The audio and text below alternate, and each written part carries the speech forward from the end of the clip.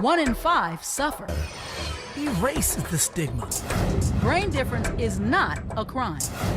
Mental health isn't just your problem. It's our problem. And now, Mental Health Mondays with Marla and Dave. Welcome to Mental Health Mondays. We are Marla and Dave. And Dave. That's right. David, wait. I had an intention for suspense and drama, and you just normalized. I powered right through the drama. Anyway, we are on the West Coast, and Southern California, it's a scorcher. Super hot today. sure. And for that reason, and that reason alone, no, just kidding, we have a hot show for you. The show is brought to you by NAMI San Fernando Valley and Loving Beyond Reason. Stop by either one of those pages and click on the Mental Health Mondays tab and donate, because we need your help. We always need your support, for sure. And like Dave said, and I always want to remind everybody, intermittently between as we come on Mondays, just remember that every conversation that we have about mental health is one worth hearing and one worth having. Mental Health Mondays has turned our Mondays into something we absolutely look forward to, because I cannot stress enough that we're not alone. Absolutely. Our guest today is Susie Traboulsi. She's a board member with NAMI San Fernando Valley, where she also serves as the treasurer. She owns her own accounting firm, and like most of us who feel compelled to fight against the stigma surrounding mental health, her family deals with brain differences as well.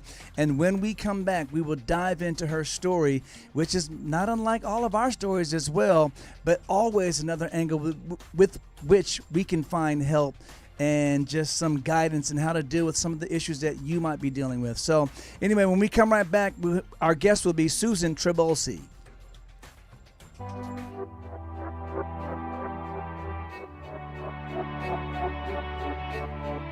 Help someone who is struggling by supporting the National Alliance on Mental Illness and be a part of the NAMI effect.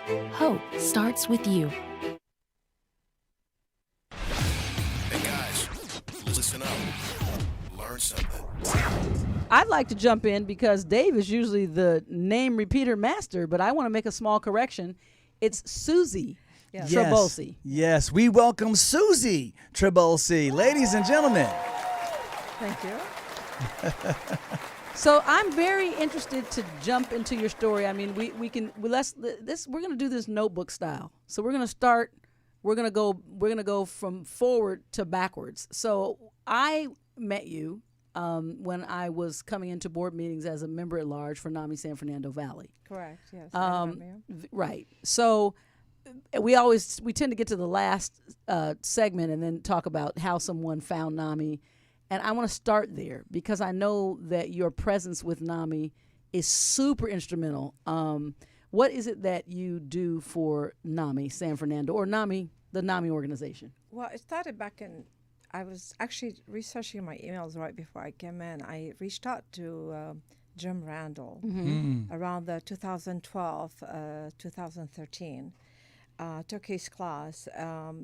My son was diagnosed way back in 2007, but that was the years where his case and condition became literally like super disabling. And I was like, okay, this is not going to go away. This is not manageable. This is not an illness where I could just give him a pill and we're going to be okay the next day. I'm going to need help. I'm going to need to learn a lot more.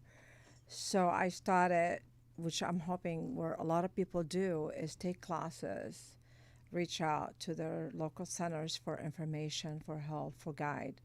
And right there and then I knew I was gonna be part of the NAMI family and contribute. And I really have never left them since then. Finished my classes, made the commitment to donate time, and started to attend their meetings, their board meetings. And shortly after, I joined a board, and it's been that way since then. So what class would you say for a parent dealing with, and I don't know if your son at that time was already of age of consent, which is 18 or over?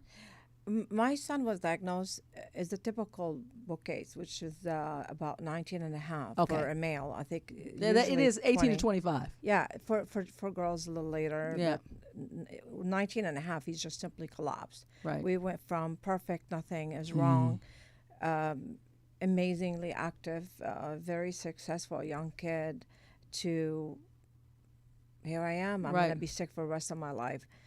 So my involvement with NAMI is, basically a lot of it is whatever they need, and I've worn different hats over time.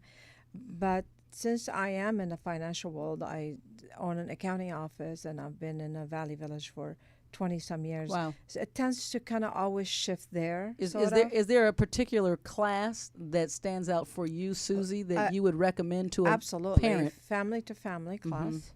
That was kind of the main core. It really is an eye opener. It really teaches you a lot. It helps you understand. It gives you a lot more sympathy towards mental illness, because Right. they kind of give you the pointers of what do you need to survive every day. It also teaches you a lot of safety tips too, like don't How to de-escalate try- a situation. how to de-escalate, how to be understanding, how to push back when necessary, Yeah. and how to understand them and what they're going through. So Right. it was a great class to take. And Dave and I concur. We had the exact same experience, and it literally was a cataclysmic shift in how we managed the issues, the brain differences of our son. Because there's a piece that I wrote in on our website, lovingbyondreason.org, called "Mourning" MOURNING expectations, and I had to really sit with it and realize that's kind of what's happening. But what supersedes that is what our adult children are going through, and the loss they suffer in not being able to meet those norms. Yeah, Like we constantly wanting them to straighten out and to snap out of it, kind of attitude, which is, it kind of put that into perspective. They simply can't. Yeah. And most people think they see someone acting out and they think it's a behavioral problem. It's far more deeper than that. There's a lot more pain going on. confusion. A lot of everything. Confusion, disorientation, lack of understanding what's Awareness going on. in some cases, Lack of making right decisions. I have never seen someone more disabled than my son, that even with no arms and no legs, and they function far more than my son ever have since he's been diagnosed. It's really, really sad to see. And that, you know what, I want to just stop now because, of course, or just take a minute to bring attention to, as Dave and I talked about even on the drive time, we talked about all of these, the new breaking news with Naomi Osaka pulling out of the French Open, stating mental health challenges, and Simone Biles. And so what Susie's saying is something that's very poignant that I need to put a bullet on. You know, the disability of a brain difference is one you cannot see, but far more debilitating than loss of physical Capacity. function. Yeah. And so that's huge because we dismiss it. Yes, it's hard to understand that when you see someone who's, like my son is, early 30s, and he's, at least to me, he's relatively handsome. He dresses well I make sure he does at least, so he can blend in the community a little bit better. And yet, he's super disabled. Like, he will not do a thing all day other than just be confused and have, Right. His thoughts and be in Exactly. his world and isolate. And you can't have more than seconds worth of conversation before you lose that connection. The focus, yeah. And the focus. And I've seen people literally have no legs and no arms and still making money, and my son can't. Right. And it's just hard to believe, but it's reality. And it's not treated with the same Right. care and compassion as we treat other disabilities. And we're going to continue this conversation with Susie Traboulsi when we come back. Dave, are you coming back? I'm coming back. All right. Well, I am, because Thank you. I'm enjoying the conversation, and please stay tuned. When Dave and Marla get together, it's hot.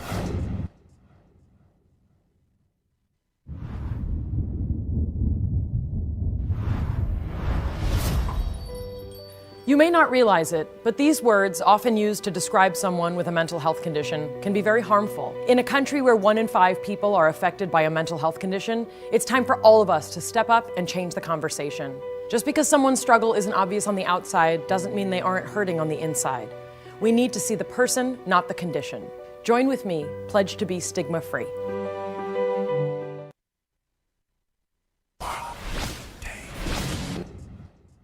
It's time for the Mental Health Minute with Marla and Dave. It's a common misconception that people who suffer from mental illness are violent and unpredictable.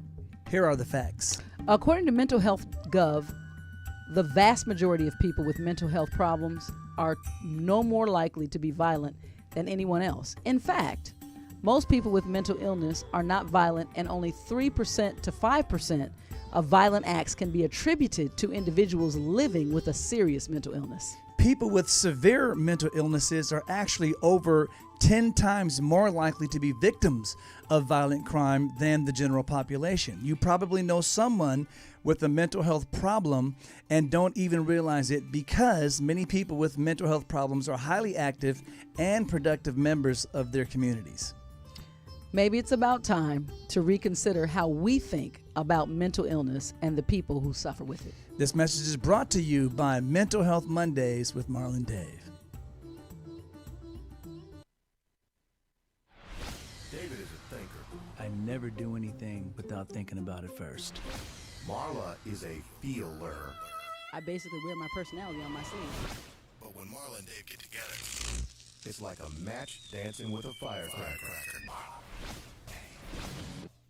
Okay, as promised, we are back, and Marla has flipped the script to how we usually approach these conversations, so I'm going to actually flip it right back and dig into Susie and your family's personal history and how you first realized that there was a brain difference, something was wrong, different about your son and the way he was approaching his daily life. Well, my son was number 4 nationwide in drumline. He was leading a super beautiful world. Musician, took that out of his dad's gene in a sense. Very active. You need an appointment to kind of even talk to him at age 18, 19. Comes up and start to live with me, and all of a sudden, just absolutely not right. I have different family members come up to me and say he's seeing things, hearing things. We didn't know what to make out of it. Absolutely, we've had no one in our family that has been diagnosed with any mental health. No information on it, no knowledge, no history. Believe it or not, it was an 18 years old friend of his, 1 year younger than him, who approached me and says, I spoke to my teacher and I think you need to see a psychiatrist. Because at that time, Sean was already out on the streets and could, talking to noise, and just his world literally flipped upside down. Is he an only child? He's my only child, yes. So that was the beginning of how we got him diagnosed. It took us about 2 months to figure out. We thought it was drugs. We thought it was pot. Sure. During college time, he was already in college at that time. Everybody does a puff or two. Right. Yeah. And but he said no, and we just didn't know what to do. So we had him diagnosed in 2007, and I remember I must have cried like 48 hours straight, because my first reaction, okay, so you find out your son is sick, and so what's surgery, what's next? What can we do? Right. What's the procedure? What is the procedure? Yeah. How is this going to end? And I was shocked to hear that this is a lifetime disabling illness, and there is, they say there's recovery. I call it there's management. That's what it is. Managing day to day a little bit better, trying to give him as much as possible of a normal life, which is not normal or possible most of the time. And but it was it was probably the saddest day of my life. Yeah, and we can definitely relate. As I For told sure. you before, Yeah. our son also has schizoaffective disorder. Yeah. And he too has auditory hallucinations, and so we can understand. We say all the time that there's the world, that your reality that you exist with, some of that we can't share with you. I don't think anybody can possibly understand what it is like to live with someone with mental illness until you physically experience it. There are no 2 days alike. Yeah. There are no 2 hours alike. You can never predict a particular mood. You can only manage it. You can learn, oh, did he sleep a lot today? So therefore we expect this. Right, exactly. He's not sleeping at all. So we can expect this. Things Right. a little bit more hectic. You yeah. turn to learn, and people say that Sean is lucky to have us. My husband and I truly, truly watch over him. Without my husband, it would have been, impossible to really do a good job. But we literally log in a number of hours. We log in the meals. We have to log in pretty much everything to learn how to manage him, to learn his mood, to learn his expectation. We know, like, closer to the shot, So he is wears on a off. depot. He's on a depot. He's on sustain in Vega. 235 in Vega Yeah. shot, other than pills, naturally. But we it's literally a study days. Has That's that pretty much has that how we helped are. him with does that lessen his auditory hallucination? Supposedly, it Do you makes ask him? him more manageable. No, he never talks about Okay. it. He never admits. And this is 2007 until now. That's a lot of years. You still talk to him. He says, "No, I'm not sick, and I don't need help." Kind of like Right. that book, right? The only thing is, we learn how to help him a lot more than he probably even thinks, and he gets annoyed. He Yeah. tells us to get a job, get a life. Because we literally have to guide, manage, what's that word that I'm looking for? Let him just everything, showers, Well, in other meals, words, you are the all of it. responsible side that he can't Can't have even for plug into. himself. 100%. Absolutely, I and mean, we deal with the exact from- same thing. From wearing the right appropriate clothes or lack of And it. the cringe that a lot of parents may not, what we can relate to is, for me, it's even the delicate dance of the fact that I have a 31-year-old man who doesn't see the severity of his situation, and even how he interacts with others and the inappropriate things at time to time he'll say, thinking it's not a big deal. I was just telling a joke. I was being funny. They get it. And I'm like, no. So yeah, you can't. But I'm just saying that it's your consciousness of that dance, that fine line of knowing, okay, well, I have to give him some. I have gotten really talented along with my husband. How do we approach things without sounding like we're telling him what to do for this young man who's in his early and also 30s? not being condescending. Right. Oh, Yeah. it's never condescending. Yeah. Truly, I think I have managed Right. to You do really you give do. him that love and respect that he well deserves, without sounding that ever. Absolutely. The most I'm guilty of is occasionally I just laugh. I just don't know what to do with what he just said, and he looks at me and he knows from that laugh that did I just mess up something? Yeah. But I don't know where I get it, but we have gotten a lot of compassion towards him, and Love. tremendous amount. It's literally truly endless amount of it that keeps my son moving and in a good condition. And Susie, that is why my mental health foundation has the name that it does, because Your name is fabulous. loving beyond reason, we love beyond, and What I would be can't, reasonable? Yeah. what most other people think is unreasonable for his age and circumstance. Families like ours love beyond what others consider to be reasonable. Yeah, you just can't say enough about that, because at some point you feel like it is exhausting, but By the next far. morning it's another day. New day. You get charged, and I don't know. I'm not too spiritual, but it's got to be God's work. Right, for that sure. makes you just Hang tough, because we're gonna Go finish forward. that thought. We'll be right back with Susie Traboulsi.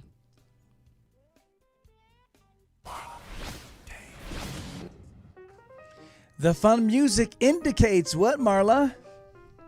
Oh, Time for me to bust a move. You know, that's Dave, the to be dance honest, that you're doing? What happened to you know why? this and- Because to be honest, like this little sweater thing I'm wearing right now, this is really due to a wardrobe malfunction. So I can't really get into my pole dance, my seat I kind of dance. like wardrobe malfunctions myself, Dave. but anyway, that music. Mental Health Mondays, bring it back, baby. That bring it music back. means that it's poll time. Time for the poll question.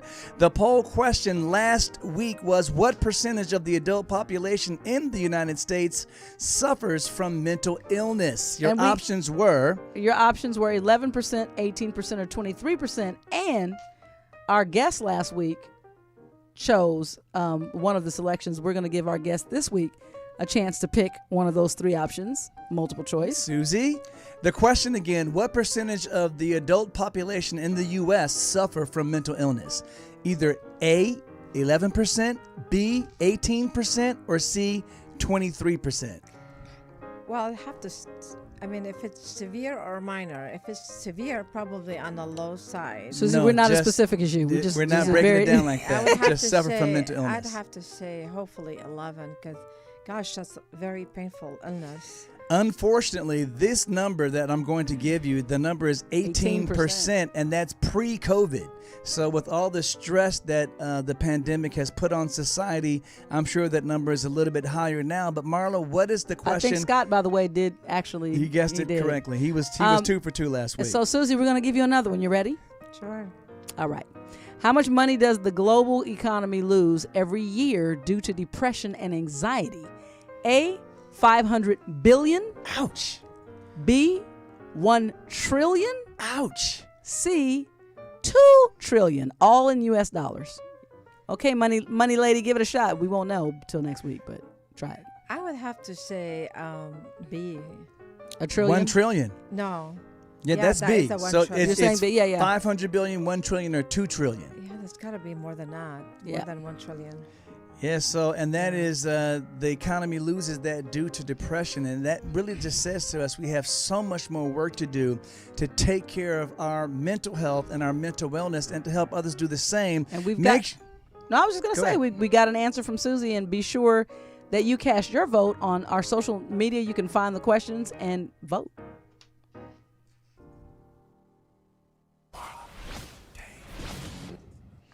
All right, we are back. So, Susie, we were just sharing stories about and learning about how your son first developed, as you first realized that he had the mental health issues, the brain difference, as we like to call it on this show. But you had started by saying in the first segment that you came to NAMI and you found Jim Randall. Now, I know for a lot of people out there, Jim has helped us many times. He's helped friends of ours. He is a wealth of information, really, when it comes to getting help. And that is the main thing that we want to do here is make sure that you find out options. And again, we talk about mental health issues with a broad stroke, but every diagnosis is not like the other. What our sons deal with, schizophrenia and schizoaffective disorder, that's a pretty severe illness. So the help that we need is a lot more intensive and hands-on than some of the help that other people need. But NAMI is the hub for all the help and information and education that you will need. So you found Jim Randall. How did that? How did he steer you into the beginning to start to find some help? Well, other than learning about the illness itself and how to kind of do a lot of day-to-day activities at home, it information started flowing, and the donating of the time started to pay off because it's a give and take situation when you are involved in your communities or in your organization, or if you go to NAMI and start donating time, because you start to learn and you start to give, and it's kind of simultaneously, and you never know when you're going to learn as you are giving. So Jim really held my hand when I needed hospitalization, when I didn't know what to do with the legal system, whose office to call on that day. He would slip me some emails to some people that kind of helped me straighten out, because my son's illness got so severe that I had to do a locked facility for about 1.5 years. Wow. And Jim was very instrumental in guiding me Now, when you and say given locked me- facility, that's separate? That's not That's jail. That's an not- inpatient. Oh, no, it's an no, IOP. It's actual an mental inpatient. health. Yeah. Mental health. It's actually flip opposite of that. It's to prevent jails. We've been blessed. My son have never been interacted with the police in, Right. in that section other than ask for help. Excuse me. So we had to hospitalize Sean, and it was crucial for his health at that time and ours naturally. And Jim was really kept guiding me and walked me, and it's a process. The waiting list is years to get that. Oh, kind of we help. know. And We know. and it's shocking. It was not the best, most pleasant experience. Yeah. I recall every single night sitting on my couch and crying while Sean was in the hospital. I drove every single day to Long Beach, was an hour and a half each way, and people thought I was crazy actually, because nobody would dedicate that much time. And Well, but it was needed. nobody would dedicate that time until they're in the situation. Yeah. And then love kicks in. You know, and it's sad sometimes. I mean, I see some people were left there unattended. Sure. I mean, not everybody is able to. Our also son has been in dedicate time. facilities as well, You and we know, look around and they're just people that not aren't. a lot of people are there for Yeah. their kids, and you know, this is a lifetime illness, and it wears people off, and some people they get tired, you know. So don't judge. I just say thank God I'm able to do it. Thank God I have the energy for that. Absolutely. And that's kind of where we are. So one of the things that we want to focus on here specifically today is make sure that you are steered in the right direction for the help that you need. The reason why we say start with NAMI, and there are local NAMI chapters in just about every city, and not just about, literally every city in America. And sometimes, depending on the size of the city, like here in the greater Los Angeles area, there are many local NAMI chapters. And so one of the things that we always encourage you to do is first join NAMI, join your local chapter, and then start to interact. And I think what Susie is really saying is the same thing that happened for Marla and I. Once we took the class, we were so appreciative of the help and the information and the education that we received. We started trying to figure out ways that we can give back. That was the birth of this actual show that you guys are watching right now. So Susie, you about to say something? Being part of, mental health requires everyone's involvement. It's not a one-man show. No one person can really do a good job. You can watch that person, you can feed them, but to really provide the best care possible, you gotta hit every door that opens up or could possibly open up for you. You know, if it has to be Social Security Department, it has to be Department of Mental Health, it has to be your local organization like NAMI.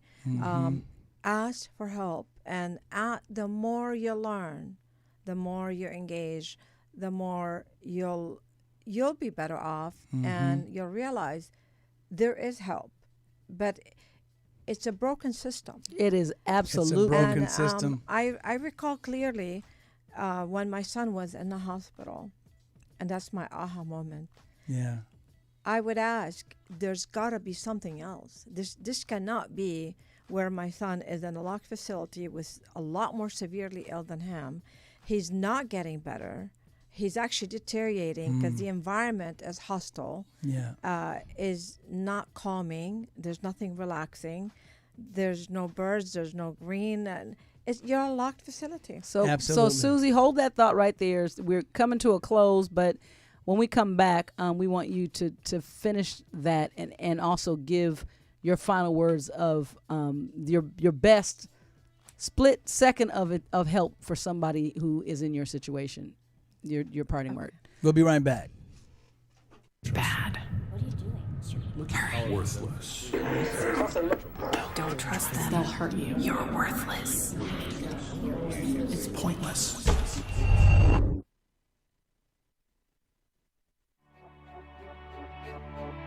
When the pain of schizophrenia meets hope, everything can change. Help someone who is struggling by supporting the National Alliance on Mental Illness and be a part of the NAMI effect. Hope starts with you. It's raw, real, and unfiltered. So I just wanted to, as we conclude, you were literally, which is so helpful, talking to us about in the midst of your son's crisis, what you learned and the query for yourself of there's got to be something else.